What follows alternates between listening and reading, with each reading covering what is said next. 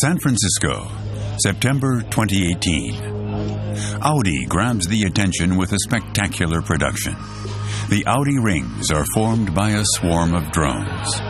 Audi presents what could be the most important car of the decade, the new E-Tron. Warm welcome to San Francisco Bay. When you achieve something remarkable, you have caught lightning in a bottle. The E-Tron marks Audi's entry into the age of electric mobility and the end of one of the most expensive development projects in the company's history.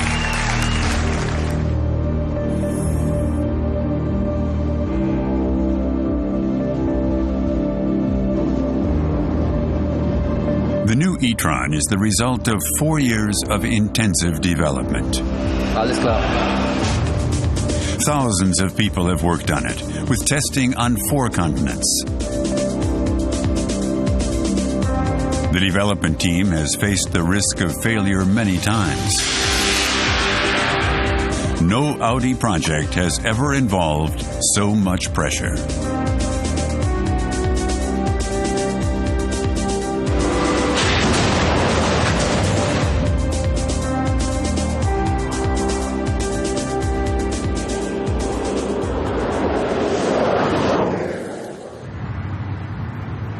Ingolstadt, a few months earlier.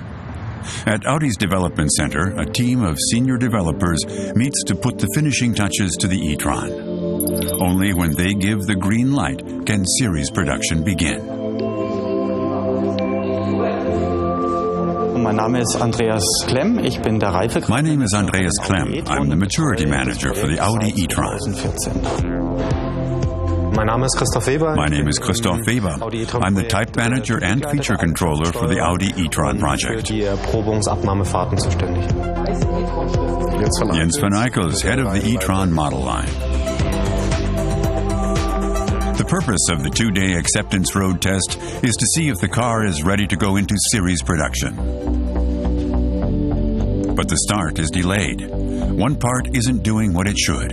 The problem we have here is that the charger doesn't want to open the charging flap right now. It's a purely mechanical problem, but if the charging flap doesn't open, then the car is essentially a non-starter. What we need to do now is delete the error memory, then reset it and reconfigure it so that we can continue. So, die Referenzierung startet jetzt. A simple system reset is enough to fix the problem. For now, at least. Others have far bigger problems, like aerodynamics expert Gerhard Wickern. A sudden leak at the front end is significantly impairing the car's drag performance.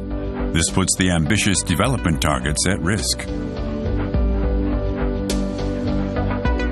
We have to find out what can we improve in the new parts in order to make them work properly, and whether this is still feasible, we will see.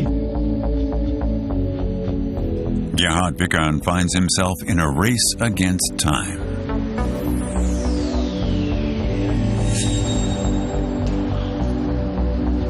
The road test begins.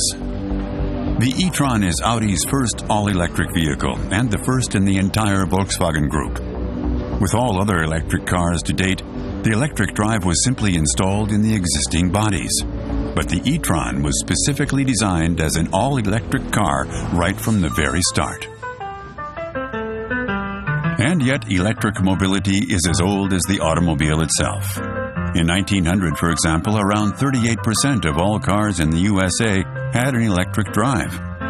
Car makers have been experimenting with batteries and electric engines for around 130 years. The reason they never became commonplace is simple. Gasoline was dirt cheap by comparison. Audi and its predecessor brand DKW also developed many electric cars that never made it to series production. But that chapter is finally being written now. It feels very cool. As far as I'm concerned, electric driving is the next step. It's pretty exciting to say you're driving an electric car. It's a big step.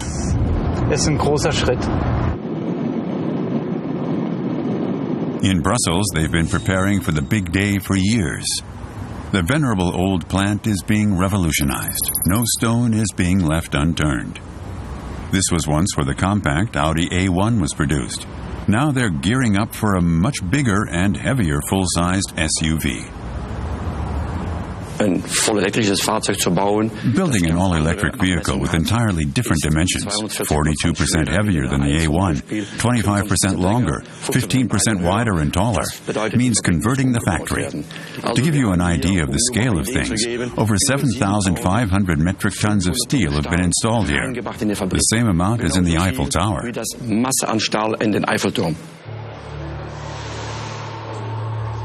And there's another big challenge. Brussels is the first automotive plant in the world to have a battery production line installed. More unknown territory. The cells that arrive are bundled into packs in a largely automated process and combined in an extremely rigid frame to create the final battery.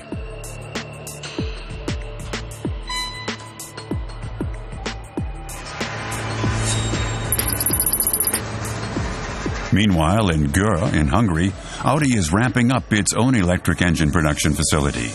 Another unfamiliar area for a car maker. But Audi wants to make sure it keeps all of the future expertise in-house.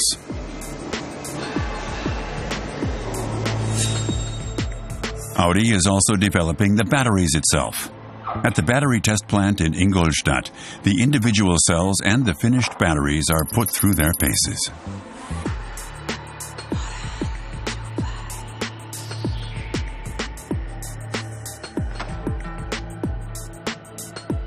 We do different kind of tests. For example, here we do some kind of thermal tests. So we stress the battery, we charge them, we discharge them, and try to find out which situations are really important for the battery, for the lifetime, and for the safety of the whole system.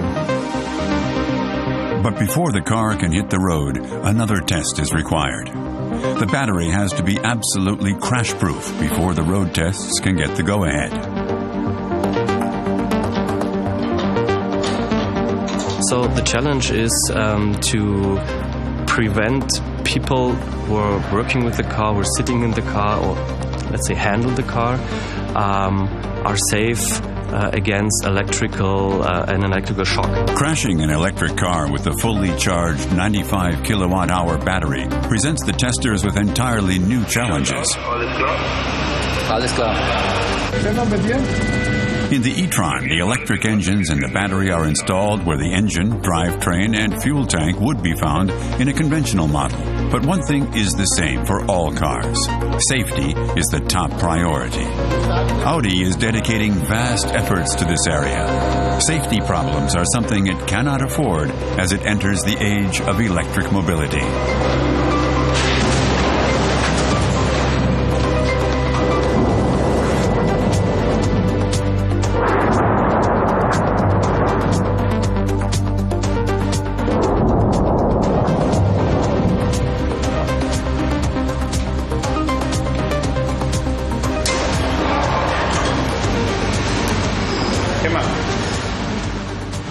Also von unserer Seite ist alles in Ordnung, Schütze sind abgefallen und Temperatur passt da.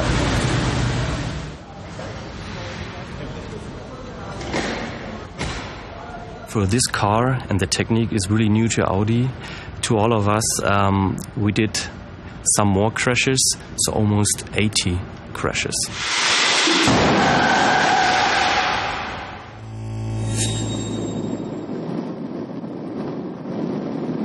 Back in project manager Jens van Eichel's car, the charging flap makes itself known again. Hi Jungs, ich habe noch eine I've just had another error message about the charging flap. Sie an? Bringt die ganze Zeit, ne? Da müssen wir nochmal anlernen. Genau, ja, dann fahre ich vorne. I'll take the next exit. Ich bin hier die ganze Zeit im Fahren. Ja, okay. Ja, ich hatte hier eine Fehlermeldung. I got another error message saying that the charging flap hadn't initialized correctly. So we're taking a look at what the problem was. Was da die Störung war.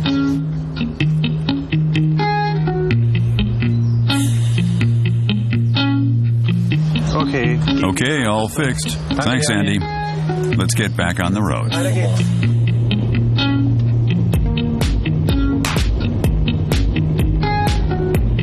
Development work always throws up surprises and challenges. It takes a real passion for technology. Was wir im Moment machen, ist übrigens hier Segeln. So what we're doing at the moment is gliding. Wir haben also keine Rekuperation. There is no active recuperation right now. I've deactivated the recuperation, and the whole thing simply cannot be compared to a combustion engine. We're effectively rolling along. The motor isn't doing a thing, and we have essentially zero consumption. That's what makes electric vehicles unique. We can glide for a while and then recuperate using the pedals whenever we want to. For me, gliding is the most fun of all.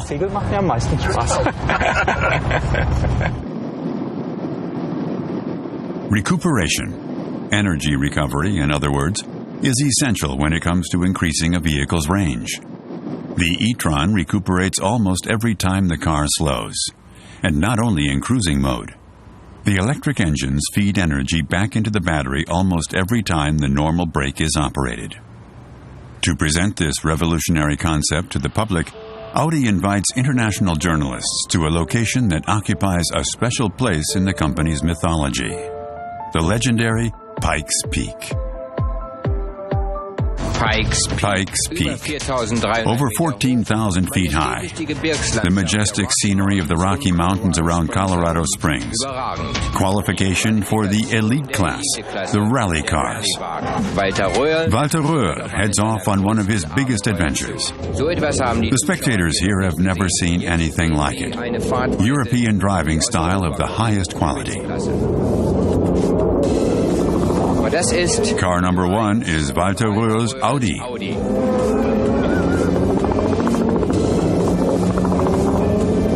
After 12.4 miles and 156 corners, the finish line at the top of Pikes Peak. An absolute record time, 10 minutes, 47.85 seconds. The champagne flows at 14,000 feet, a proud champion and another triumph for the car maker from Ingolstadt. The prize in 2018 is rather different. This time, the almost 12.5-mile route is being driven downhill, with a gradient of around 7% and an altitude difference of almost 5,000 feet, a true test for any brakes. This is where Audi intends to demonstrate the benefits of recuperation. As well as converting kinetic energy into electrical energy, recuperation protects the brakes. The electric engines slow the car. What this means is the electric cars of the future will cause very little in the way of brake wear and tear. My name is Stan, and I'm a ranger here on Pikes Peak. And this is a spot about 8 miles down from the top. And what we're doing is we're checking people's brakes. We want to see how much they've been using the brakes. Have they been driving down in low gear and letting the transmission work, or have they been using the brakes? And the purpose is the next 4 miles down the road, that's the steepest section of the road. So if they have hot brakes here and they continue, they could have failures.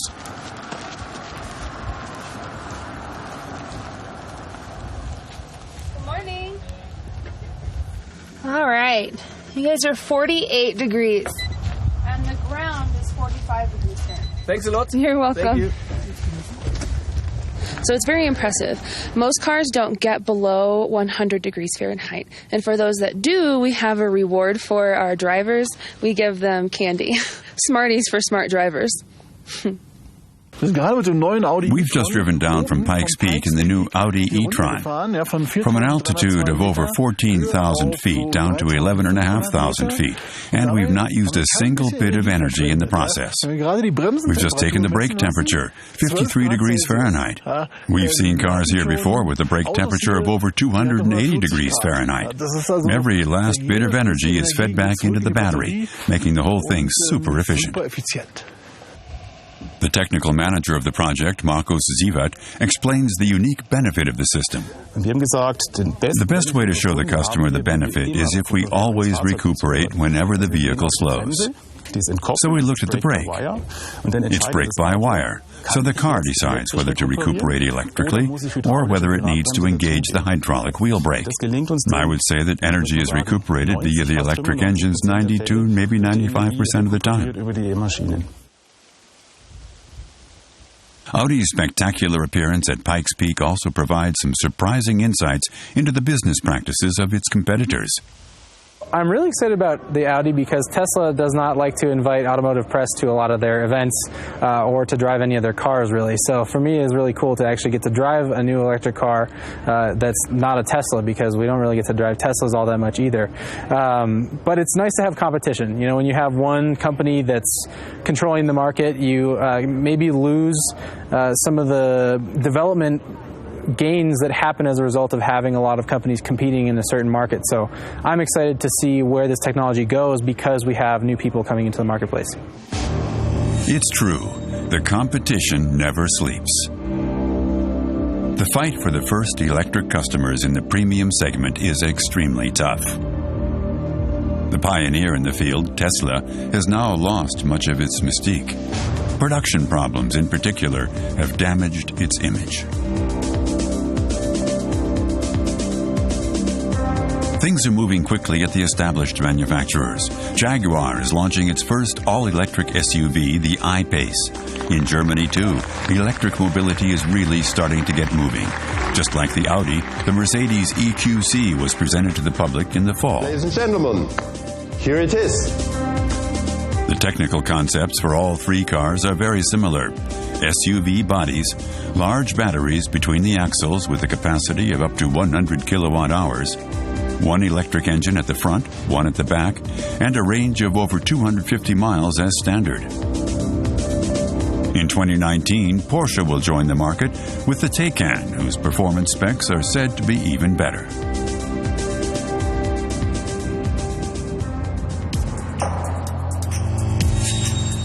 Seriously tough competition, in other words. The deciding factor could end up being the best charging strategy. Audi has the advantage here, as the E-Tron can be charged at up to 150 kilowatts, making it ready to drive again quicker than any other car right now. To illustrate this, Audi is arranging a very special event in Berlin. At the Siemens High Voltage Laboratory, several 100,000 volts are used to generate some spectacular visuals.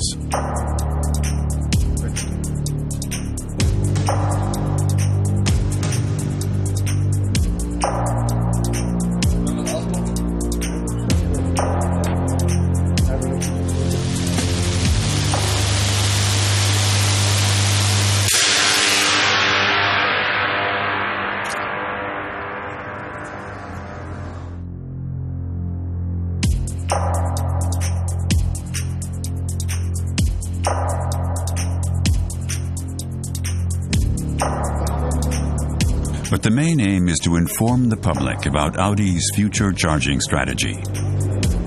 Simply building an electric car will not be enough.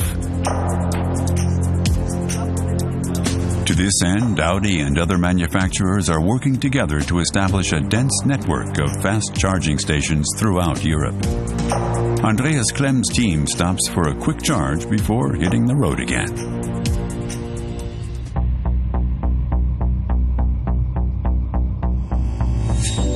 Meanwhile, at the wind tunnel in Ingolstadt, a new test series is being prepared with prototypes. Gerhard Wickern believes he's found a solution for his aerodynamic problem. In testing the prototypes, we realized that the seal around the radiator section isn't doing what it should. Now we have a second car with a new radiator seal that we developed additionally. But it wasn't really any better. The pressure is mounting on Gerhard Wickern. A solution needs to be found in time for the start of series production. Time is running out. I'm a natural optimist, but I never rule out the possibility that something will go wrong. The first day of the acceptance road test comes to an end. Time for the Audi team to review the events of the day over dinner.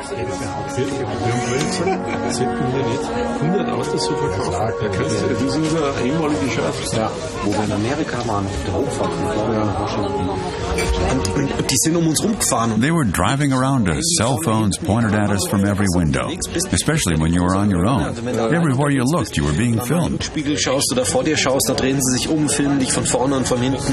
head of the model line, Jens van Eyckels, explains what makes the E-Tron project so special. We were a lot quicker than normal. We always had 3 months in mind as our deadline. It was very important for us to include winter in our tests, if only to ensure that we had the depth and breadth of testing you need when you're building a car like this for the first time, so that low temperatures and high temperatures are included in the test process twice.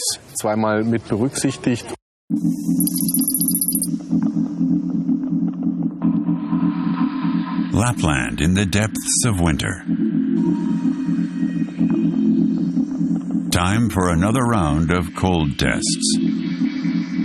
Like every other Audi, the E-Tron needs to work perfectly in all weather conditions, including over 20 degrees below zero Fahrenheit. This is where batteries in particular are pushed to their limits.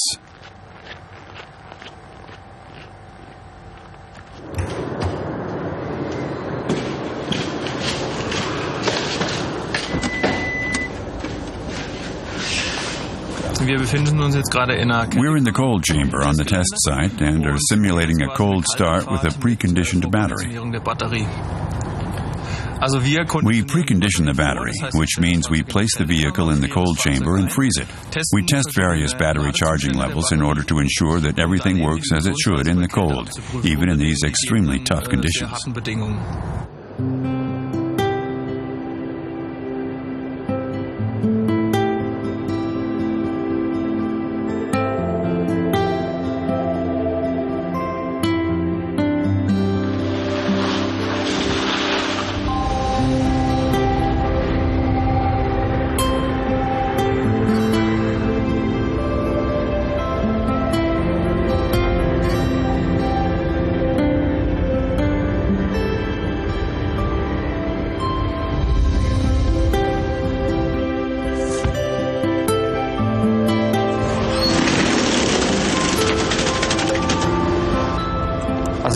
Here we're testing the cold starting ability, the robustness of the components, making sure all of the software functions work smoothly even in extreme temperatures. Cold weather is especially challenging for high-voltage batteries. The large battery pack in the vehicle has to be warmed in order for the vehicle to enjoy maximum performance. Achieving this takes considerable effort in the area of thermal management. The safety of the cells also needs to be guaranteed, and we obviously want to be able to demonstrate the full performance of the Audi Quattro right from the start. What sets the Audi E-Tron apart from many of its competitors is that it already has trailer certification. Looks nice and stable. The trailer is running smoothly.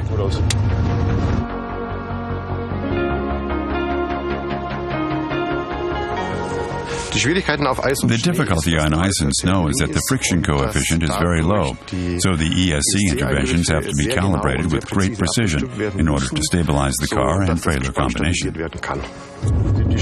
The oscillation increases, and you can see the brake intervention there.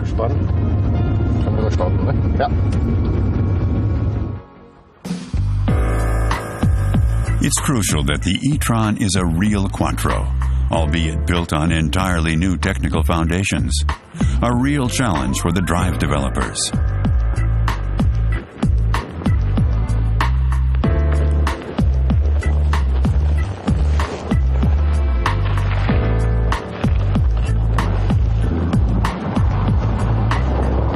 The main difference in terms of the E-Tron Quattro all-wheel drive is that it uses 2 electric engines, one on the front axle and one on the rear axle. This gives us new freedom in development, and the rapid control dynamic of the electric engines is especially useful.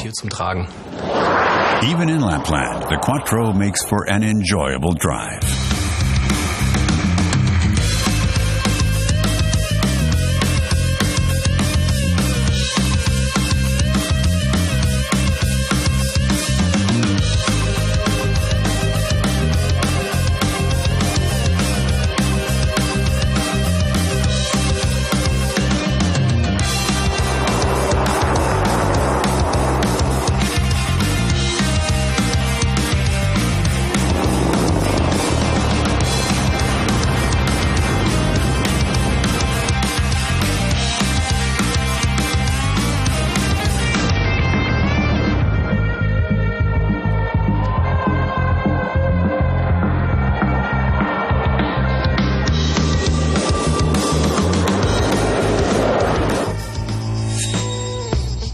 Months earlier, almost 7,000 miles to the south, Audi engineer Christoph Weber is preparing another extreme test.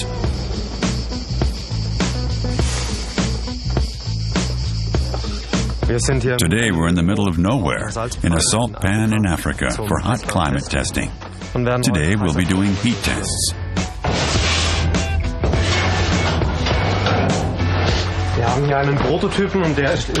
This prototype is subject to the strictest secrecy, so we need to protect the car.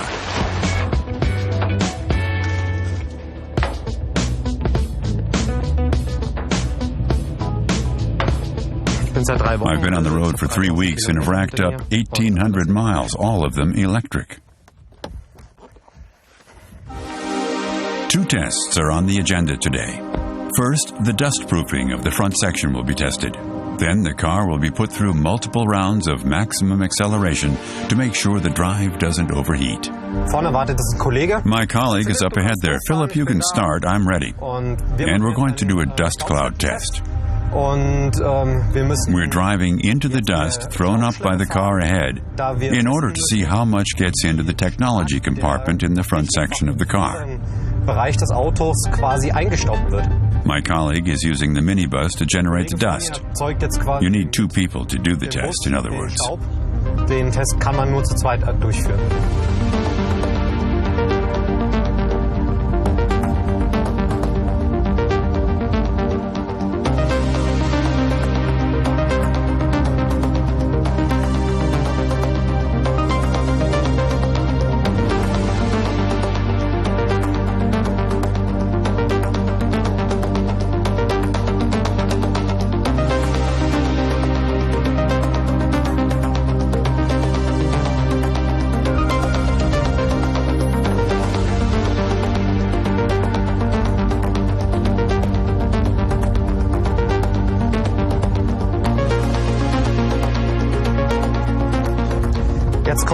Now I'm looking for the dust we expect to have got into the technology compartment, but there's nothing there.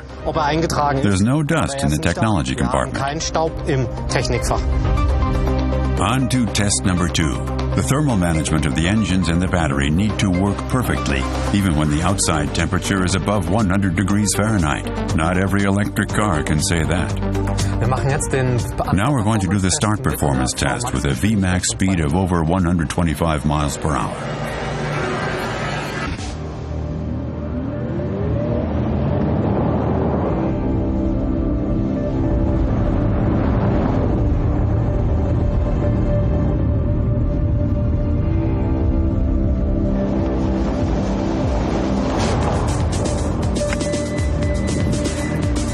The car has another surprise in store for Christoph Weber.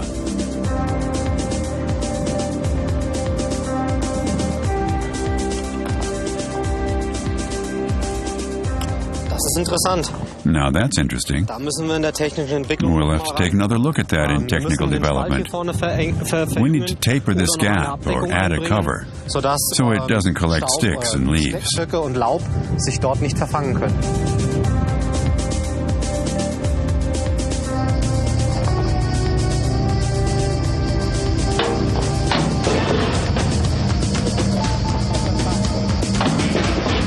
The tests were a success. We've got the measurements we wanted. And I'm looking forward to a nice cold beer.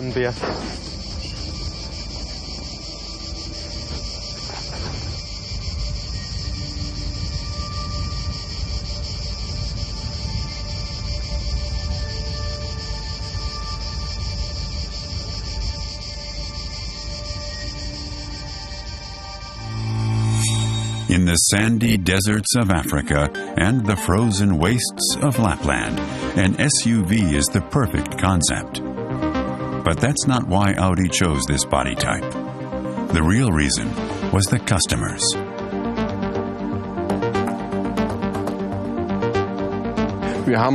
We conducted a number of customer studies in which we showed the vehicle design to future customers in this area.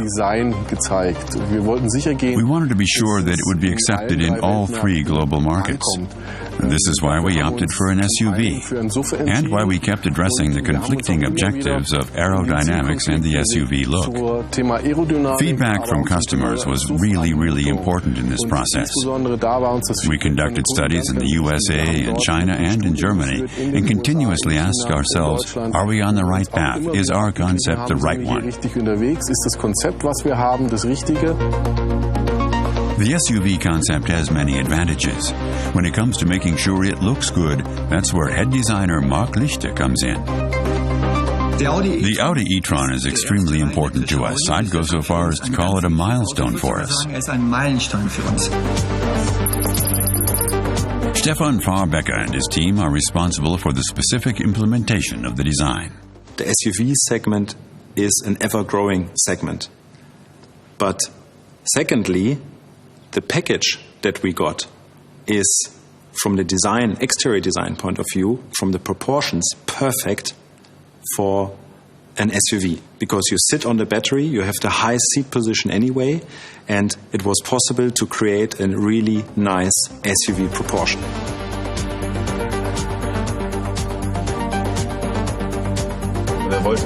We also wanted to show where is the battery. That's why we included this E-Tron signature, this horizontal element, which is also illuminated on the right-hand side of the interior. Then there's the virtual side view mirror, which is optional. As you can see, it's very small in terms of volume, and it adds a good 1.5 miles of range by optimizing the drag coefficient. The virtual side mirror is something that we put on show cars for probably the last decade or even the last 15 years.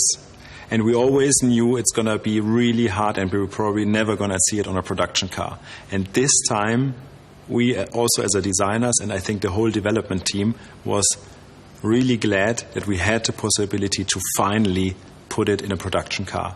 It wasn't so much of a problem in terms of the exterior design, but I think our interior design colleagues had a lot of work on their hands to be able to integrate this OLED display into the door. It really looks like swoosh. You've integrated it beautifully into the interior. That's why it all fits together so well. You can see it from the black panel here. It stretches outwards, making the panel look wider. You don't get the same effect with conventional mirrors. Emmen, Switzerland. Home to one of the few wind tunnels in Europe where you can get really dirty. We meet Gerhard Wickern and his team again. Their task today is to see whether the virtual side view mirror gets dirty in bad weather and if it provides a clear view to the rear at all times. This wasn't always the case with the first models.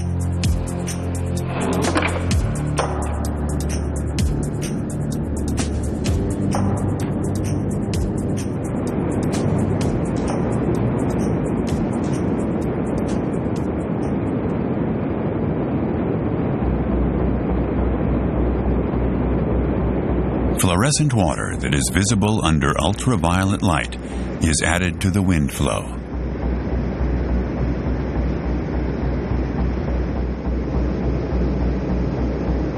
You can see how the water flows around the mirror.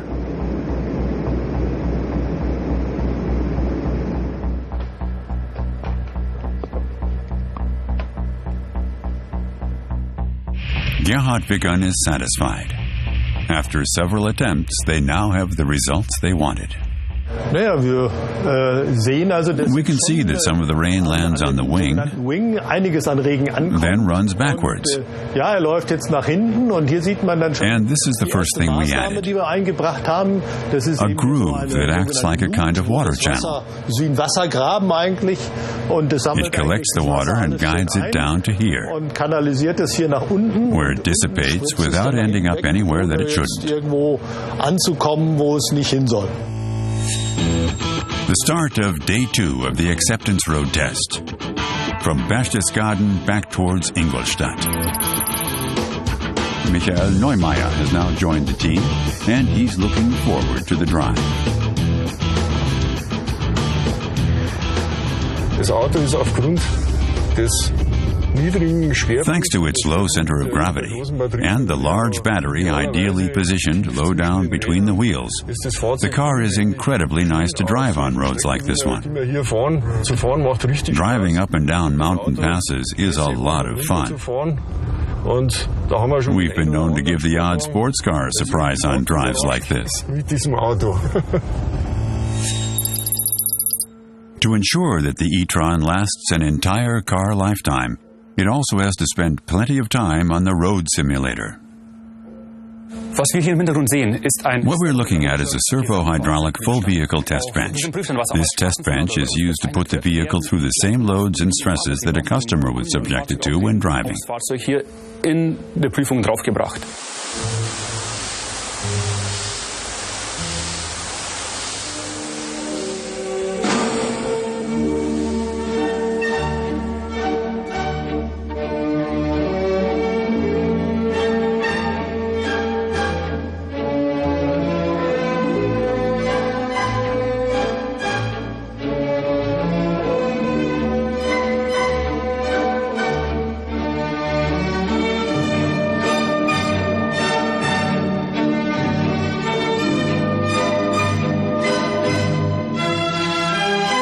What these numerical simulations illustrate very well is the interaction between the body and the battery.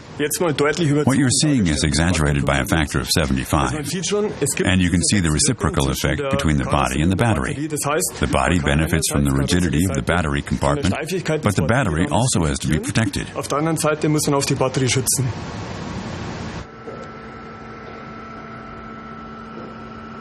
Looking at the vehicle as a whole, these weld points started to become noticeable after around 22% of the runtime and came apart at 50%. We ran a simulation. And, as expected, there's too much stress at this point. The solution is remarkably simple. The weld point is shifted downwards by a few millimeters, and the problem is solved.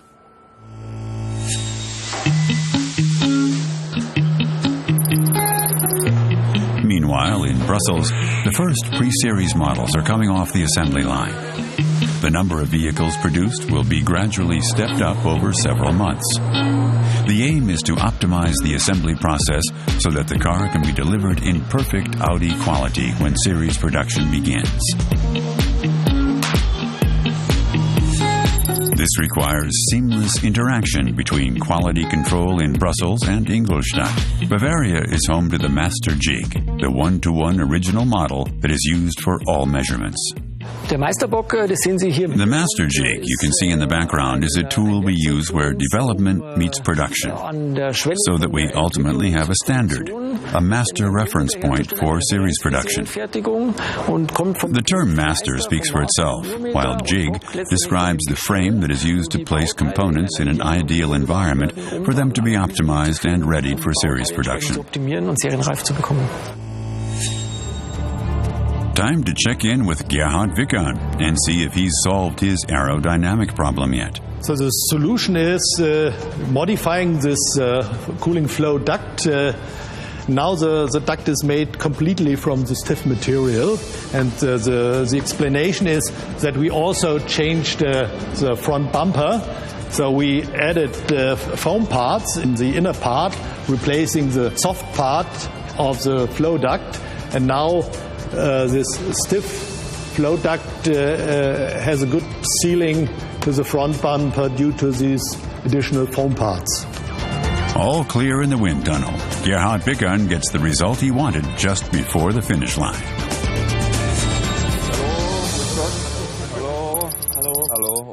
Andreas Klemm and his team have reached Ingolstadt at the end of their road test. They're greeted by former Technical Development Director Peter Mertens. We took the car over Alpine passes and the Rostfeld Panoramic Road. We really put it through its paces. And were there any issues? The handling's very good. Might say it's ready to go into series production already, and it's it's really good fun to drive. This is an extremely important car. It marks the dawn of a whole new era. The E-Tron will be followed by a whole range of different electric vehicles. For us, it's the first step into the future. 4 years of development work are coming to an end. A time that's left its mark on Andreas Klemm and his team.